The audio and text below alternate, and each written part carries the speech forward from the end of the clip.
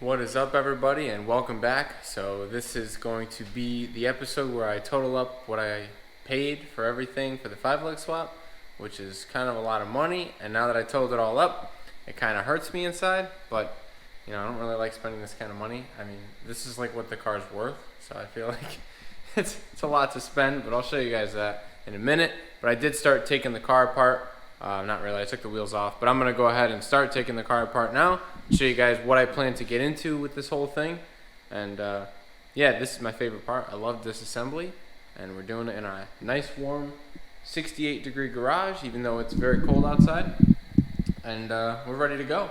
We got pretty much all of our parts for the front that can go on, but I do have some bushing kits and stuff that I need to start working on. So I want to put new bushings in this guy as well. I want to put new bushings on the upper control arms.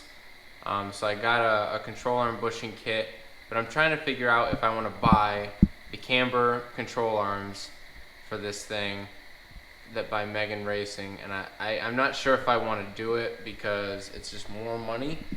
But I think I need to, because I want to set the camber correctly with the way the car sits, and I don't want to have camber. I want to have the wheels sit square, and I want it to be in spec. And if I have to buy the control arms, I think I'm just going to go for it. And in the rear as well, I got to buy the adjustable upper so I can adjust the camber out in the back as well, because I do want this thing to sit correctly and have nice looking wheel poke or whatever, and not have so much camber. Anyway, that being said, I'm going to go ahead and start disassembling this thing. And I'm going to have to sell all this stuff here. I think I'm going to try to recoup some of my money by selling all this stuff. But I'll show you guys what I got going on for the total here. So, essentially, at the junkyard, I spent $170. I got two front 95-97 Odyssey knuckles, or whatever the year is, that first gen Odyssey knuckle, with loaded calipers and everything, but they were frozen. So that was a bummer. I ended up having to buy front Odyssey calipers. That cost me $73. And that cost me $100 from the junkyard here. And the two rear knuckles that I got off a 94-97 Accord EX, that was $50 that I paid for both of those. And I got the e-brake cables at the same time. He charged me $20 for both of those. So altogether at the junkyard I spent $170. Only thing I got from Amazon was the brake pads for the rear of the 94-97 Accord EX that has the calipers. And then I also got two new wheel hub bearings, really cheap ones from eBay for $33. Two new cheap lower ball joints, but they're Detroit axle, they're decent ball joints, $25. Two rear 5-lug Prelude wheel hub and bearing assemblies that were already installed together, so that was a necessary thing there. I could have got that from the junkyard, but I wanted new bearings, and I figured if I was going to get new bearings, I might as well just get new hubs, because it was going to be a pain to press the old thing off and everything if I did find the Prelude that I needed at the junkyard, which I wasn't sure I would. So I just went ahead and ordered it all for $45. It's like, it's not even worth it. So then I got the two rear Accord CD5 strut bushings for $21. And those are because I seized those bushings in the rear knuckles, so I had to get those new ones and press those in, so that was $21. And then I got a Prothane bushing kit for the front, and in the rear I got brake calipers that were $98 for those rear calipers. Those are kind of expensive. And then I just bought rear rotors that are on their way for $45. So basically all this stuff in this column totaled up to $383, $15 from the brake pads in the rear, super cheap Wagners, and everything totaled out to $568, which is a lot of money, and I don't like spending that kind of money, and I haven't even bought wheels yet. So yeah, I don't know, I need to recuperate from that, but it is what it is. This is what I wanted to do, and this stuff costs big money, guys. But I just wanted to total out and let you guys know that's what I got into it. And you may not have to spend as much if you don't have to get rear Accord stuff, because you could already use your stuff if you have an EX or whatever the case is. But for me, I have the LX, so I don't have the rear disc brakes. I have these sad drums, which they work, but they don't look that good, and the whole 5-leg swap was happening, so I just would rather do it with the discs and everything and this thing's gonna look sweet like that. So I'm gonna look into changing maybe their proportioning valve, at least from a 94 to 97 EX. I think maybe that would be a good idea, just because it might be a different distribution from the front to rear, or I might just rock it like this for a little while and then do that later on. I'm not really sure, but I think maybe it might be best to do it all at the same time. So I'll have to look up that valve and see if there truly is a difference and if I should do that or not. But otherwise, I pretty much have everything that I need, other than those upper control arms that are going to help me with camber, which I think I will get before I put it all back together. But I do plan to do my wheel wells inside of here. I want to recondition all the wheel wells, so I'll probably end up plasticking off the whole car and just going inside and doing all the wheel wells over, which should be good. And I'll undercoat and make sure everything is nice and covered, and maybe I'll paint the wheel liners while they're out. And I don't know if I'm going to put them back in. Maybe the rears I'll put in, and the fronts I think I'll leave out, or maybe I'll do a section in the front. It depends on the wheels that I get, whether or not they fit. So I guess that's going to be all part of this winter's project here. I really need to get some wheels for this thing, and I also need to get working on it. So I'm going to go ahead and start tearing stuff apart, and I want to, spray the whole trailing arm. And I thought about getting some rear arms, but I think I might just paint the stock ones and leave them like that. But I'm going to quit talking here. And so I kind of got carried away, obviously, you can tell. Not really. I mean, this is kind of what I planned to do, but I didn't, I just didn't want to do it. I just hate disabling this thing because I enjoy driving it so much. And yeah, I drove it the past 2 days. I got it a little bit salty, and I'm going to have to give it like some kind of little wash in here, but I think I might end up doing a decent wash on the inside anyway, just to clean up all this garbage. I got to scrub it, and I'll probably hose it off or something like that. But yeah, so essentially I think we are ready to pull the wheel liner out, and I just got to assess what's going on in here. I got to clean it and then figure out how I'm going to coat it, what I'm going to coat it with, because I want to make sure that this stays nice. So I'm going to go ahead and probably find a way to plastic off the whole car and tape off all the liners and paint everything in here, like I said. So that's like a big part of it. The other big part is throwing the 5-lug stuff in. And so here's all my parts. The bushing kit, I hope that it works for the lower control arm, because I think that these lower bushings here are a little bit messed up in here. I think the other side is kind of squeaky, so we're going to go ahead and fix that. Sandblast all of this and repaint all this just like I did with everything else. It might end up getting a bit oily just because of the way everything works here. We get all kinds of things slinging off of the axle. I think I got a leaking axle seal on this side. I got to check and see what everything looks like. Actually, this side is where the half shaft is. Probably on the other side it's leaking, and maybe it is on this side too. I don't know, but anyway, yeah, we're at that point. I'm going to go ahead and start taking apart the rear. I think I'm just going to drop the whole trailing arm and everything out of the back as well, and we'll just deal with it on the ground. Probably better off that way. I got to disassemble the e-brake cable. I'm trying to keep everything intact to sell. I have the whole knuckle and everything over here, so this is basically everything. So I'd like to be able to sell this as a whole unit. Axles I'm keeping, obviously, but I got to go ahead and get the other side out. So got quite a bit of work ahead of me, just pulling everything apart. But that is, yeah, all in store for this thing this winter. Alright guys, so it is a couple days later, and I have only the front suspension apart, just because I kind of made a small boo-boo in the back. I kind of jumped the gun. I didn't really have the correct tool for the job that I was trying to do. So ideally you need a line wrench, which I have right here. And you see how this wrench right here, it curves, hopefully it's focused, but it curves around what you're actually trying to do. So it's very, it's got a nice curvature going on, and it wraps right around that flare nut on the brake line. I just used a regular 10mm wrench, which in hindsight was a bad idea because I rounded it back there, and I don't know if I would have been able to get this one loose. It was twisting the brake line quite a bit. Maybe I wouldn't have been able to get it loose, but at this point I kind of damaged the flare nut a little bit, and I knew it was going to happen, but I was just like impatient. I didn't have the correct tool, and I just wanted to take it apart, so I was like, I just rounded it. So May have to show you guys a brake line repair, just a small section, because the line itself is healthy. That right there is my problem. I started rounding it, but I can still get the wrench on it, so I'm gonna see if I can find my torch and I can heat it up. I might be able to get it, and if I can't get it unscrewed, then I will have to just cut it and we'll deal with it later. But for now, I hope that I can just get it. If not, I'll cut it and show you guys how to remove it with a socket or an extractor or something like that, because we will be able to get it out of the brake line somehow.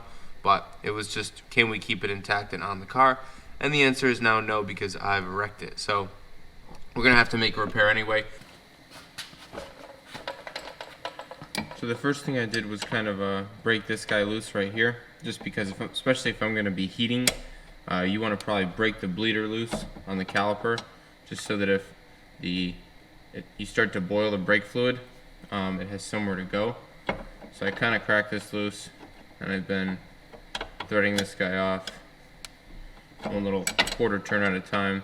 I don't need to take this line off, but I'm just going to take it off just because, like I said, I don't want to boil the brake fluid in there.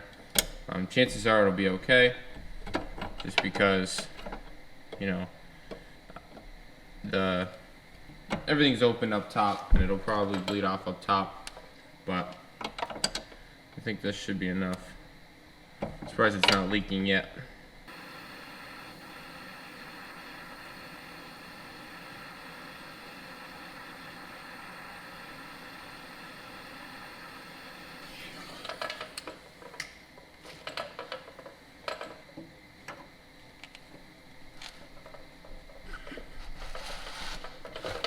Try to get it on there pretty good. Try to bust it loose. I think we got it, guys. Look at that. We did get it.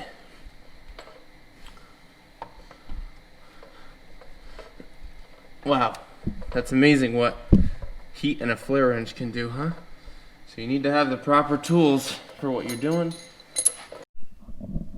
Okay, so the GoPro died on me, so I'm not sure how much of that last clip that I got, but basically I pulled the whole e-brake down, the whole cable, and I need to pull the shield on the vehicle. I probably will remove the shield and leave it off, but regardless, I do have this to deal with now, so I'm gonna go ahead and try to do this, so I can detach the trailing arm from this whole knuckle assembly and get this whole thing out of here, because I think I'm gonna buy the camber arms for this, and I'm gonna end up using the new camber arms that I get, and we'll see if I need to get bushings for those or not. I don't know if I'm gonna do any rear bushings, because I already did new ones down here. I didn't do poly bushings, but it's just the strut tower, so it shouldn't articulate that much.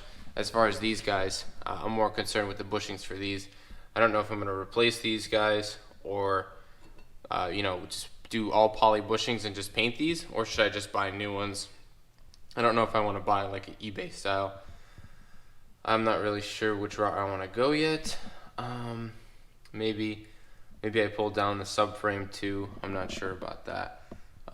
But I would like to add the sway bar in here. I'm not sure how much of a struggle that would be. I guess I kind of missed the mark on getting that from the junkyard to do it for this whole setup.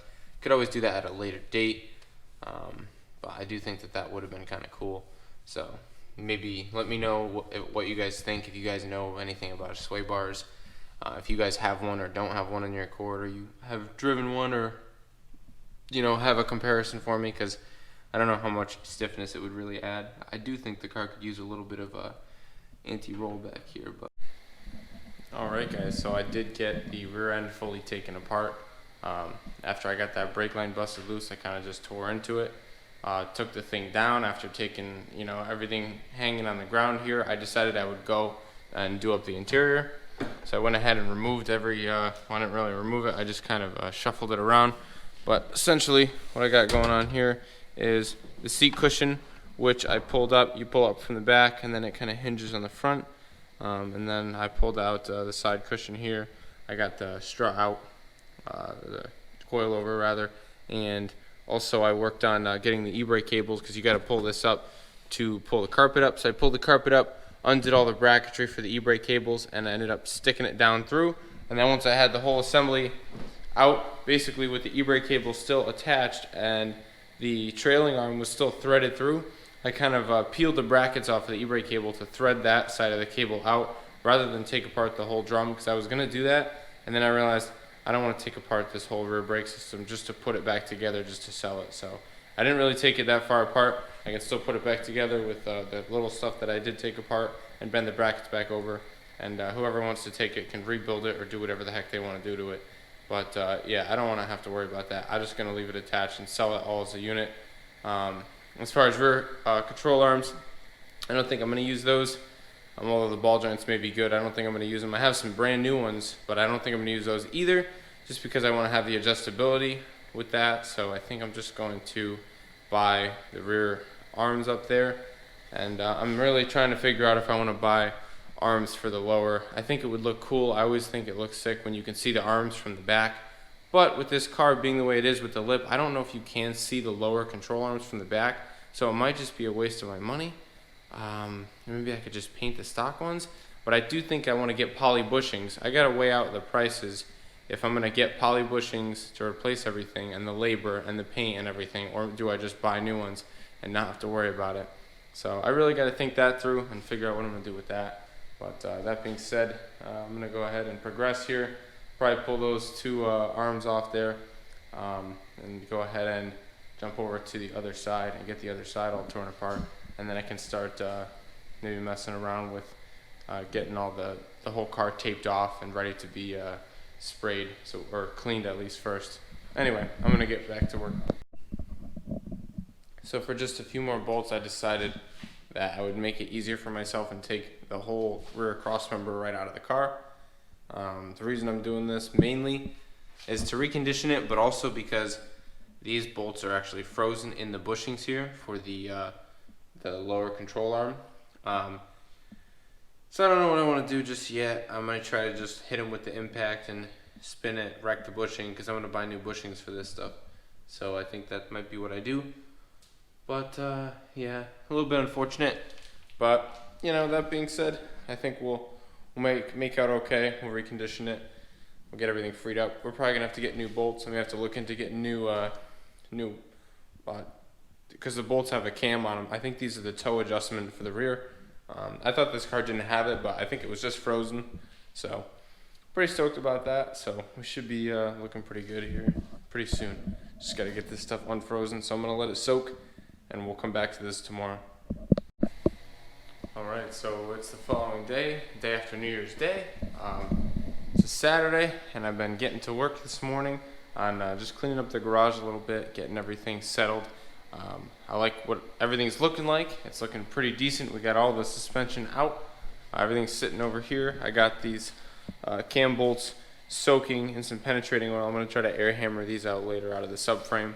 I got everything all set here. The only thing I got to pull off is the upper control arm bushings, so I can do the new poly ones, and the brake lines, the brake hoses off of the two knuckle assemblies here, and that's all I'm going to need from this setup. The rest of it's going to go. So I'll show you guys the difference here.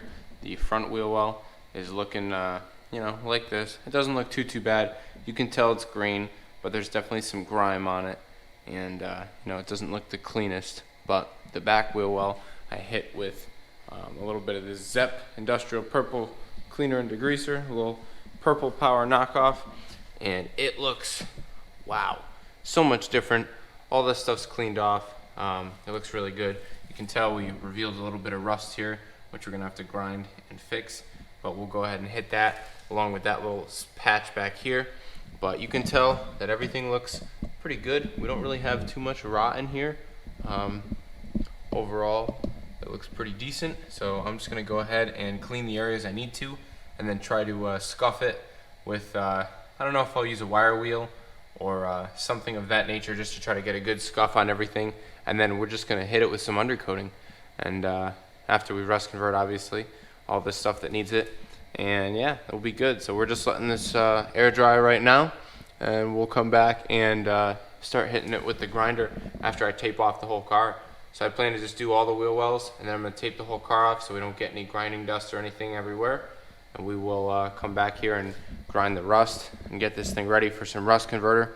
and then hopefully maybe tomorrow we can be hitting it with some undercoating. So this is how much grime I get out of just doing one wheel well. This whole big puddle here is all the nasty crap that came out. It's all the sand and crap that's been stuck in there for years. So we're definitely cleaning it out really good. I'm probably gonna go through and hit all this stuff with a scuff pad or something like that after I get the whole car all taped off.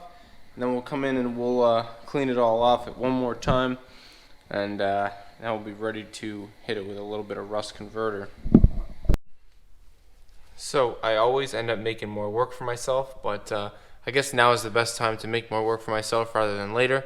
I ended up getting all the rust exposed over here, and I can see there's a little wetness here, which probably means that I have water inside the trunk leaking, which is probably from when I sprayed that hole up there where the strut goes through. So I'm not too worried about that. I probably got a little water in there from these couple of holes, but it is rotting out, so we are going to have to do something about that. Nice wire wheel and convert that and stuff. But this spot over here turned out to be a giant hole. So, you know, always end up tearing everything apart. I want to make sure that it doesn't rot out, this dumb thing. It always drives me crazy when I make more work for myself, but now's the time to find it. Now's the time to do it, so we got to get it done. I'm going to go ahead and cut that section out and try to clean it up as best I can, rust convert it, and then we're going to go ahead and make a new piece out of fiberglass, I think, is the way I want to do it. So, yeah, just going to hit it with a die grinder right now, clean it up as best I can, and then we're going to have to get inside the vehicle too and go ahead and rust convert it from the inside. So I got it all cut out. This is about as far as I want to go with it today. I think tomorrow I'll, take maybe a grinder to it. And yeah, we got a big old hole in here. Not very excited about it, but it does go all the way through. So that's kind of cool. At first I was like bummed out that I went all the way through, and now I'm like not so disappointed because I think it'll be easier actually to fix it. I think if I put some aluminum tape on this side, I can really push the fiberglass against it over here, and then I won't have to worry about it caving in. I should be able to make it look pretty nice, and I'll probably hit it with fiberglass on this side too and make it really strong. So I hit the entire filler neck with some rust converter, so we got that all converted, and this area is converted as well now. I'm working on this, so I was able to make my way inside of the vehicle. This hole actually goes all the way through, so what I did was I taped it and put a little bit of aluminum foil here, and made a little bit of a backing there. So when we do our fiberglass, that'll just peel right off on the inside, and I'll be able to probably fiberglass it from the inside as well. Put a little mat in there. It's looking pretty good. You guys can see it's pretty flush. It wraps the corner. It's all over bare metal, so it looks like it's going to bond pretty well.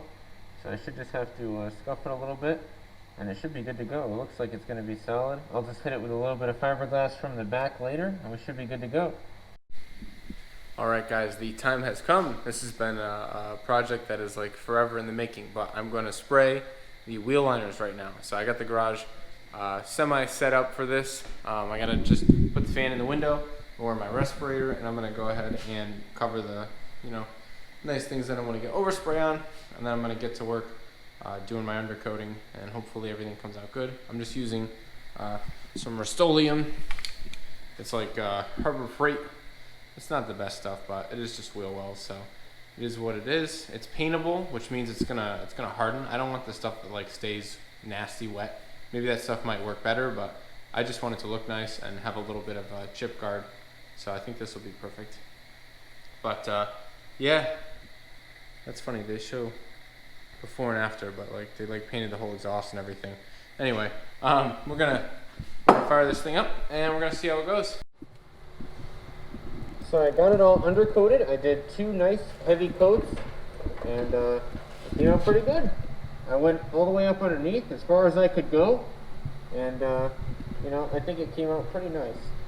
It's not show car quality, but it certainly looks pretty good. So I'm happy. I got a couple of spots that I'm looking at right now that I missed. I got to touch up, And I'm going to go hit probably one more wheel well, and I think that might be it, because I think I'm totally out of undercoating. So it looks like I'll need more than 2 cans, but I'm going to proceed and do the other one on the other side. I did get the front one done as well, so that looks pretty good too. So yeah, nothing like fully undercoated wheel wells. It looks pretty sick.